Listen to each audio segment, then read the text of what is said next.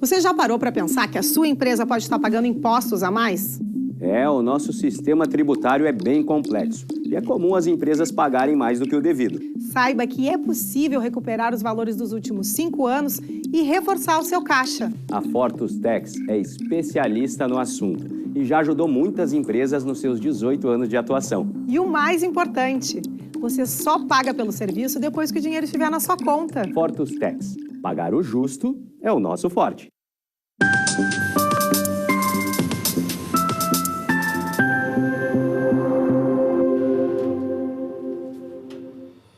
Olá, sejam todos muito bem-vindos. Está no ar o programa Papo Certo. De segunda a sexta, neste mesmo horário, logo após a cadeira cativa, estamos aqui para trazer para vocês mais informações sobre as diversas áreas do direito, empreendedorismo e saúde. E no Papo de Família de hoje vamos falar sobre abandono afetivo de idoso e as implicações da sucessão. Quem está conosco aqui hoje é a doutora Rafaela Barros, que é escritora, advogada especialista no tema e também mestre em Direito. Seja muito bem-vinda. Muito obrigada, eu que agradeço, é uma honra estar aqui com vocês no Papo Certo e acho que a conversa vai ser bem interessante. Com certeza, porque esse tema é de grande relevância, assim como a gente gosta aqui no programa. Seja muito bem-vinda então, Rafaela. Obrigada, mãe. Então, pessoal, vocês já sabem, né? O Papo Certo é interativo, então venha participar enviando a tua pergunta, comentário e sugestão também. Nosso WhatsApp, 3029 80 80. E agora a gente vai fazer um intervalo de meio minutinho e já voltamos.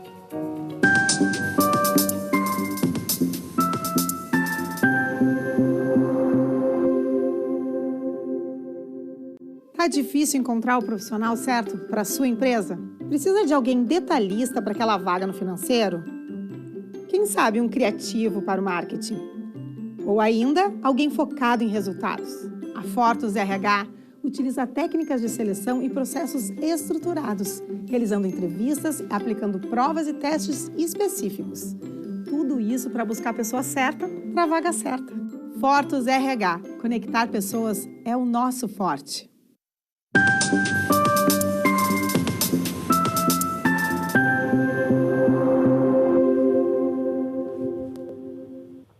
Voltamos e o Papo Certo ele é transmitido aqui pela Ubra TV e também através dos principais canais digitais. Facebook e YouTube também são duas plataformas que, além de vocês assistirem, já podem ir lá compartilhar. Bom, antes de fazer a primeira pergunta, eu queria aproveitar e agradecer a doutora Rafaela pelo presente, pelo livro que ela escreveu aqui sobre abandono afetivo, um assunto que ela é realmente especialista. Mas, doutora Rafaela, para a nossa primeira pergunta do bloco, juridicamente, o que é família? Bom, família é a primeira referência que o ser humano tem, né? Hoje dá para dizer que o conceito de família ele é um conceito aberto, ele é um conceito plural. Ele agrega pessoas que estão unidas através de algum vínculo, seja ele de casamento, seja ele por afinidade, por adoção. Então, são pessoas que se unem através desses vínculos e o conceito de família está sempre mudando, né? É aí que o profissional do direito ele deve estar atento para que a pessoa, o familiar, né, que chegue aos nossos escritórios com algum problema de família, considerando que é na família onde ocorrem as maiores crises do ser humano, é onde os sentimentos estão em ebulição, que se deve atentar para como essas crises serão conduzidas, porque isso determina a vida de pessoas e a extinção, muitas vezes, inclusive, dessas famílias. O conceito de família mudou muito e até muito tempo atrás, daqui a pouco era um homem, mulher e filhos. Hoje pode ser 2 homens e filhos, pode ser 2 mulheres e filhos, é uma mudança... As famílias reconstituídas, né? Chamadas famílias reconstituídas, exatamente. A sociedade tem mudado e o que a gente espera é que a lei acompanhe, né, essas mudanças sociais. Bom, e doutora Rafaela, quando que podemos considerar que uma pessoa é idosa? No Brasil, nós adotamos o critério etário, o critério cronológico. Ou seja, toda pessoa com 60 anos ou mais é considerada idosa pela nossa legislação. Essa questão de idoso, hoje em dia, sei lá, quando eu era criança, uma pessoa que tinha 50 anos já era idosa, vamos supor, há muitos anos atrás. Hoje, já uma pessoa com 60 anos, em muitos casos, a pessoa está, às vezes, na sua plenitude. É aquele pessoal da melhor idade. Às vezes profissional também. E isso tem mudado. Será que daqui a pouco isso vai mudar, já que a expectativa de vida das pessoas também tem aumentado a cada ano? É uma definição bastante prática, né? Existe muita discussão a respeito dessa definição do que seja pessoa idosa.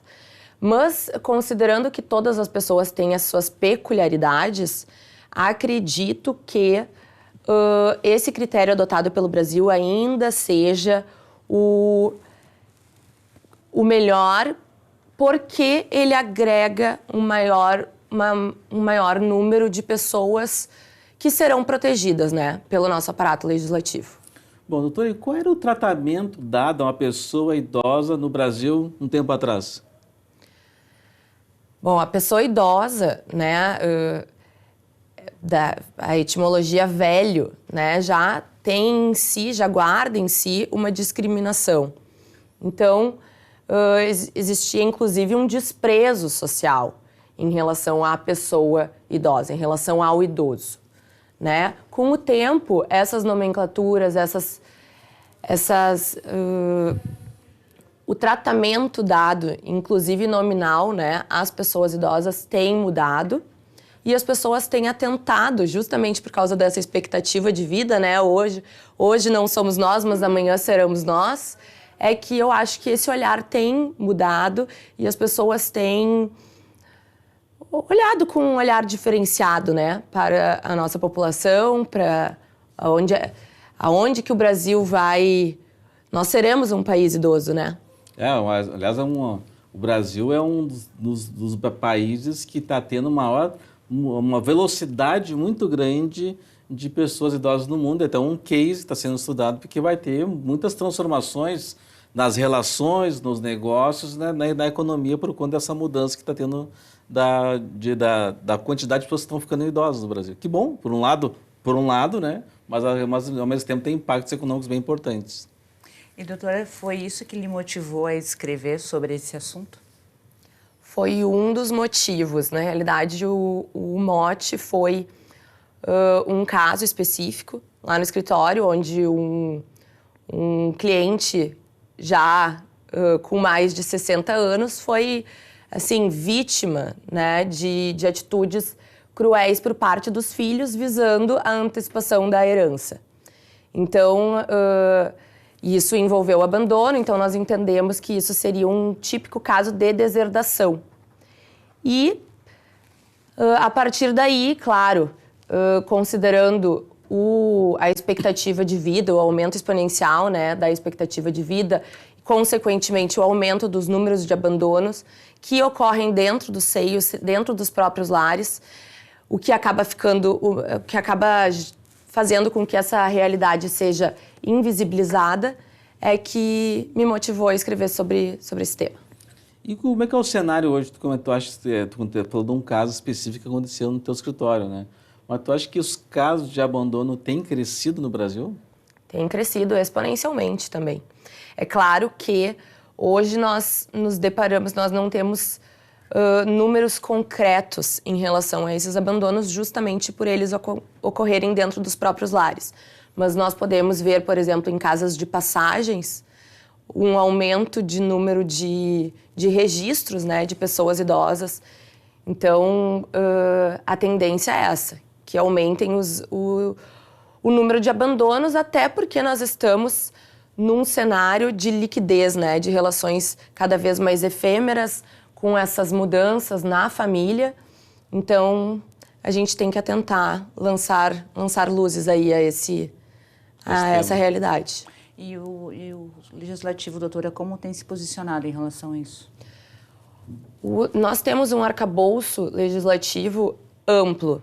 Nós temos a Constituição Federal, nós temos o Estatuto da Pessoa Idosa, a Lei Orgânica de Assistência Social, a Política Nacional do Idoso. Então, em aparatos para a tutela da pessoa idosa, nós contamos com um excelente aparato aí legislativo. No entanto, é claro, esse abandono, por exemplo, para esse abandono nós não temos uma punição proporcional ao agravo, especialmente no que diz respeito ao direito das sucessões, né, que é onde a gente visualiza isso com mais clareza. Doutora Rafaela, e como é que o Estatuto do Idoso contribui para proteger esse idoso dessas relações, né, abusivas, né, muitas vezes, de abandono? Pois então, começa pela própria nomenclatura. Há 19 anos, o Estatuto do Idoso era Estatuto do Idoso. Agora, recentemente, em 2022, passou a se chamar, e daí todas as cláusulas também foram alteradas, a Estatuto da Pessoa Idosa, para que essas mudanças de tratamento sejam objeto de conscientização social. Então, nós já temos aí, claro, sem contar que se trata de um microsistema com cláusulas absolutamente protetivas, né, que atentam para todas essas necessidades que a população idosa tem, né, e apresenta no dia a dia. Quais são os impactos da tutela legislativa no tratamento em relação à sociedade, Estado e família? Através dessa conscientização, no momento em que o abandono, né, a gravidade desse abandono e as suas implicações é positivado, está na lei, isso vai criando essa conscientização e, é claro, uma mudança de comportamento social, visando a pacificação e contribuindo para que o envelhecimento da pessoa idosa se dê de forma saudável, que é um direito fundamental previsto na Constituição, né? E também a gente pode dizer, existem outras maneiras de contribuir, né? O Estatuto da Pessoa Idosa, ele prevê punições acaso esses direitos regulamentados não sejam atendidos, seja pela família, que é em ordem de prioridade, né? Família, sociedade e depois o Estado. Só que tem países em que há uma valorização do idoso. Pega o Japão, por exemplo, que tem uma população idosa também, né, grande. Tu vê essa valorização do idoso, Eu, por exemplo, adoro conversar com pessoas de mais idade, assim, que têm uma experiência, coisas que a gente não viveu ainda, de relações, situações que a gente não passou. A gente está numa situação, às vezes, um pouco tensa no momento da vida, em que a gente acha que não tem solução, muitas vezes, né? E tu conversa com uma pessoa de mais idade, não, já vivi isso, é calma, é o tempo, né, a experiência. E isso, tu vê que daqui a pouco no Brasil está no momento de começar a ter essa valorização, ou a gente está num caminho muito longe ainda? Pois é. Eu acredito que essas mudanças, essa conscientização gradual, ela possa auxiliar os casos que chegam aos profissionais, ao judiciário, e isso tudo vai criando uma conscientização social, né? Justamente porque hoje não somos nós, mas amanhã seremos. É claro que nós vemos aí um cenário de liquidez nas relações e nas famílias, mas isso não implica a desvalorização das pessoas com 60 anos ou mais, né? Ao contrário, eu acho que nós devemos atentar para isso, justamente para que isso seja, a gente consiga reconhecer, né, a experiência e o caminho já trilhado por parte da população, por grande parte da população, né? Tem lugares que eu já fui no hospital que tem fila já para 80 ou mais.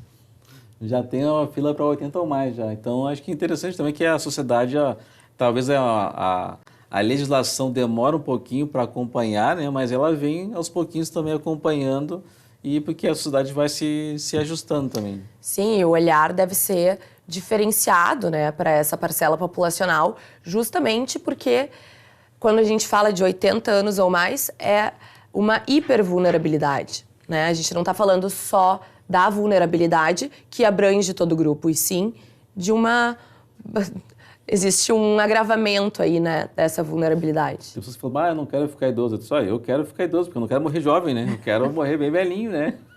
É isso mesmo. Aí vem aquilo que o Evanir gosta muito de falar, que é a questão da prevenção, né? Sempre que possível fazer os exames médicos e procurar manter a cabeça bem, a saúde bem, né, para poder ficar bem velhinho, idoso, bem saudável. Então, pessoal, agora a gente vai fazer um intervalo de 1 minutinho e já voltamos com o Papo Certo.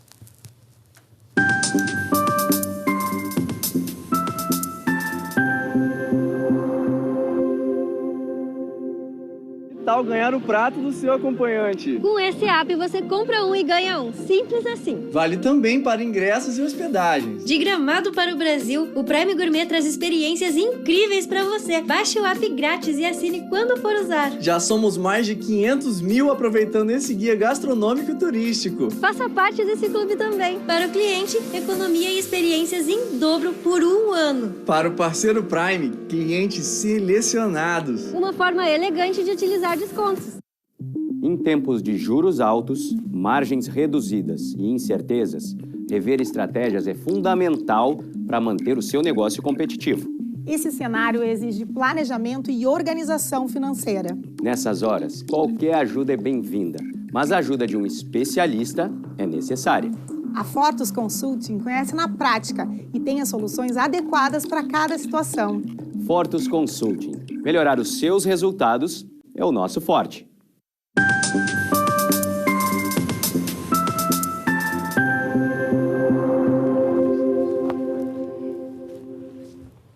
Voltamos e hoje o papo aqui é sobre os direitos das pessoas idosas e estamos recebendo a doutora Rafaela Barros. Bom, primeira pergunta do bloco, como é que poderia ser solucionado isso para, de fato, proteger de forma integral as pessoas idosas, doutora Rafaela? Pois é, especificamente no campo sucessório, né, nós vemos essa lacuna. A lei prevê a possibilidade de exclusão de um herdeiro necessário da herança por desamparo ao ascendente, mas ele teria que estar em alienação mental ou grave enfermidade. Agora, aí a lacuna, né? Como uma pessoa idosa, o dono do patrimônio, lavrará um testamento válido nessas condições? Então, através dessa conscientização social, através dessa leitura, qual era o espírito legislativo à época da criação desse artigo, né? Então, esse olhar mais atento, essa interpretação mais abrangente, facilitará aí como o julgador e como os profissionais do direito devem olhar para esse tema. Esse tempo eu vi um caso de um filho que abandonou o pai na frente da porta do irmão, né? É um caso que, daí, no fim, que deve ter suas implicações legais, foi noticiado, né? Mas, infelizmente, são casos também de pessoas que estão nessas casas de passagem, casas de repouso, e que os familiares, os filhos, não vão visitar os pais por longos períodos, né? Até sobre isso deve ter vários detalhes, João, como tu comentou. Por exemplo, uma casa geriátrica. Creio que aconteça de deixar o familiar e nunca mais aparecer. Quanto tempo poderia ser considerado um abandono? Tem uma média, doutora? Na nossa legislação não existe um tempo determinado para o que seja considerado abandono afetivo. Daí mais uma das dificuldades, né, na ausência de legislação nesse sentido. O que nós temos, nós podemos caracterizar o abandono afetivo da pessoa idosa como um rompimento, uma quebra no dever de cuidado que os filhos e a família têm de ter em relação àquela pessoa longeva. Então, quando a gente vê uma não assistência alimentar, seja material, seja imaterial, né, como um abandono mesmo, esqueci, deixei meu pai lá e esqueci dele lá, né? Esqueci dos meus problemas. Isso, essa conscientização ela deve ser cada vez mais trabalhada para que as pessoas saibam que existem consequências desse ato tão ou mais sério do que os previstos em lei e que autorizam a exclusão da herança. Bom, então, falando sobre a punição sobre isso, fala pra gente o que é ser deserdado ou deserdação. Bom, ser deserdado é quando o autor da herança, o dono do patrimônio, a pessoa que angariou aqueles bens, por ato de última vontade, deserda, exclui da herança um herdeiro necessário, que receberia automaticamente a sua parte por lei, né? Então, doutora, uma pergunta que sempre soube que, tipo, a pessoa pode pegar metade do seu patrimônio e fazer um inventário e doar para outras pessoas, mas os herdeiros necessários obrigatoriamente receberiam 50% da herança. Esses herdeiros necessários, tem como tirar um desses herdeiros por abandono afetivo? Este é o trabalho. Esse é o trabalho. Esse é o trabalho. Existem projetos de lei já nesse sentido. Essa realidade ela tem sido atentada, mas demandaria uma interpretação nesse dispositivo existente, que é o 1962, inciso 4º, que trata sobre o desamparo. Desamparo, leia-se, quebra no dever de cuidado. Desamparo, leia-se, abandono. Então, esse abandono do ascendente, e aqui a gente fala de ascendente, provavelmente é a pessoa idosa, né? Por quê? Porque ela angariou com o tempo o patrimônio. O abandono deveria ser lido como um desamparo, não só no sentido material, mas no sentido afetivo também. Mas já teve, assim, jurisprudência já de pessoas que foram deserdadas? Já. Já? Olha só. Não, porque até então, no programa aqui, nunca foi falado sobre isso. Acho importante esse tema, né? Porque realmente é uma novidade. Muitas pessoas não têm essa consciência de que existe essa possibilidade de deserdação. Até então, eu sempre soube que daqueles necessários ali, 50% não teria como essa possibilidade de a pessoa optar por deserdar, né? Não, existe essa possibilidade, né? É um direito do autor da herança, do dono do patrimônio. Se houver ofensa física, por exemplo, dos herdeiros necessários em relação a ele, se houver aí todas as hipóteses, além das hipóteses previstas em lei acerca da indignidade, o abandono, o desamparo entraria como uma dessas causas. O que nós vemos é claro, os casos são pequenos hoje no país, né? Não são expressivos, mas através de uma extensa pesquisa jurisprudencial, nós vemos que lá do Acre até aqui existem alguns casos bem simbólicos, bem significativos aí e que poderiam servir até mesmo como uma referência aí precedentes. Não, com certeza. Claro que sempre a jurisprudência começa pequenininho, né? Começa num caso e vai aos poucos crescendo até se tornar algo que realmente sirva para proteger a pessoa idosa, né? O problema é que o nosso direito sucessório ele é bastante engessado nesse sentido, né? Então, por isso, essa proposta legislativa.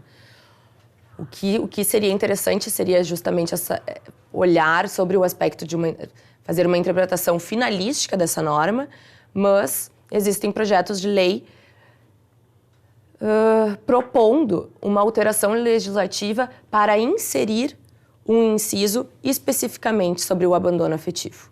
E, doutora, eu quero te pedir para falar sobre a utilização do testamento aqui no Brasil. Bom, a utilização do testamento ela é pouco difundida também no país, apesar de nós sabermos aí que é o melhor instrumento, né, para a proteção do patrimônio. Mas isso tem mudado.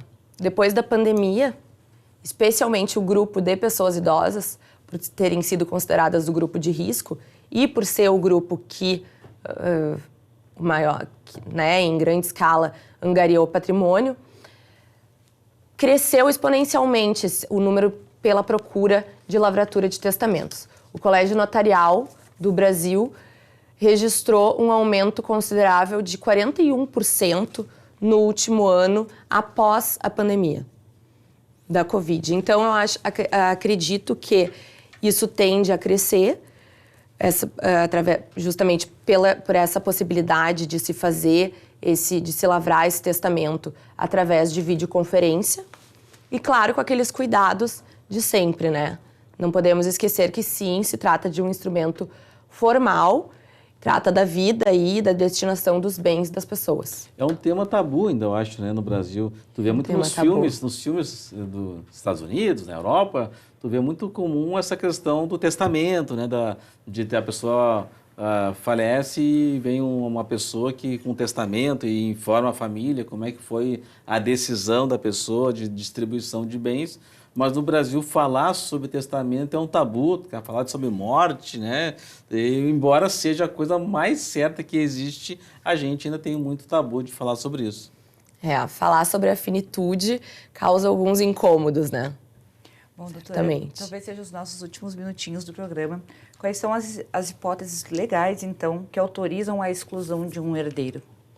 Além das hipóteses previstas no artigo 1814, que é o artigo da indignidade, que é tentativa de homicídio, nós temos também o artigo 1962, que trata das hipóteses de deserdação. Relações ilícitas com a madrasta ou com o padrasto, a acusação caluniosa e ofensa física, além do desamparo do ascendente em alienação mental ou grave enfermidade. São as hipóteses hoje previstas aí em lei no nosso Código Civil de 2002, que foi, mal ou bem, uma reprodução do Código de 16, né? Então, nós estamos falando de um código aí de mais de uma década. E essa exclusão de herdeiro, entre a entrada de um processo e a finalização dele, tem uma média de tempo? Para essa ação deserdatória? Sim. Não tem uma média de tempo.